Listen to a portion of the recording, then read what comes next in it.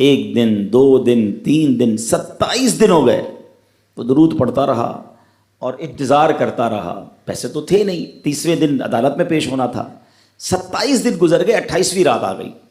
خواب میں اس کو کسی نے آواز دی کہ گھبراؤ نہیں، تمہارا قرض ادا ہو جائے گا. اگلے دن پھر درود پاک پڑھتا رہا.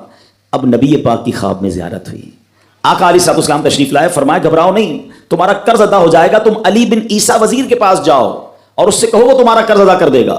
اب جب صبح اٹھا تو بہت خوش کہ نبی پاک کی زیارت مجھے ہو گئی.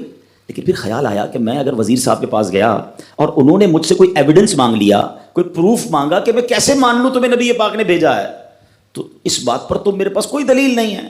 اب 30ویں رات آ گئی، آخری رات ہے، صبح عدالت میں جانا ہے. درود پاک پڑھتے پڑھتے سو گیا. سرور کائنات علیہ الصلوۃ والسلام نے خواب میں پھر کرم فرمایا. فرمایا علی بن عیسیٰ وزیر کے پاس جاؤ، وہ تمہارا قرض ادا کر دے گا. کہ حضور میں چلا تو جاتا، مگر اگر وہ مجھ سے یہ کوئی پروف مانگتا، کوئی ایویڈنس مانگتا تو میں کیا جواب دیتا.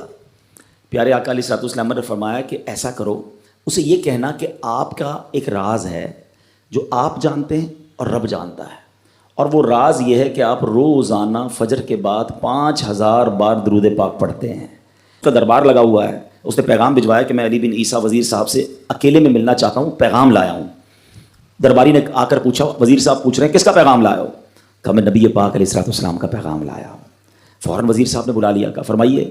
کہا مجھے میرے آقا علیہ الصلوۃ والسلام نے کہا ہے کہ آپ میرا قرض ادا کر دیں. میں 3000 دینار کا مقروض ہوں. Today is the last day in the court. آج مجھے کورٹ میں پیش ہونا ہے. اگر آج میں نے اپنا قرض ادا نہ کیا تو مجھے جو ہے وہ سزا ہو سکتی ہے. علی بن عیسیٰ کہتا ہے میں بالکل آپ کا قرض تو ادا کر سکتا ہوں، مگر مجھے کیسے پتہ چلے، کوئی دلیل ہے، کوئی پروف ہے کہ آپ کو نبی پاک علیہ الصلوۃ والسلام نے بھیجا ہے؟ کہتا ہے ہاں، خالی ہاتھ نہیں آیا، آقا نے دلیل بھی عطا فرمائی ہے.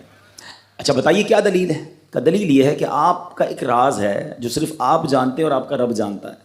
5000 ٹائمز ڈیلی آپ درود پاک پڑھتے ہیں فجر کے بعد، اور جب تک یہ درود پورے نہیں ہوتے آپ کسی سے بات نہیں کرتے.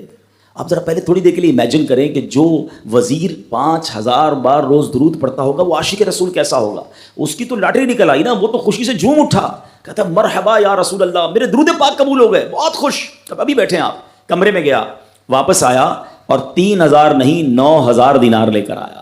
کہتے 3000 تو نبی پاک کا حکم، مرحبا یا رسول اللہ، 3000 اور لیجئے، آپ نے اتنی اچھی خبر مجھے سنائی، اتنا پیارا خواب سنایا، آپ کے قدم میرے گھر تک آئے، اور 3000 مزید لے جائیے، اس سے اپنے بچوں کے لیے کوئی کاروبار شروع کیجئے. اور ایک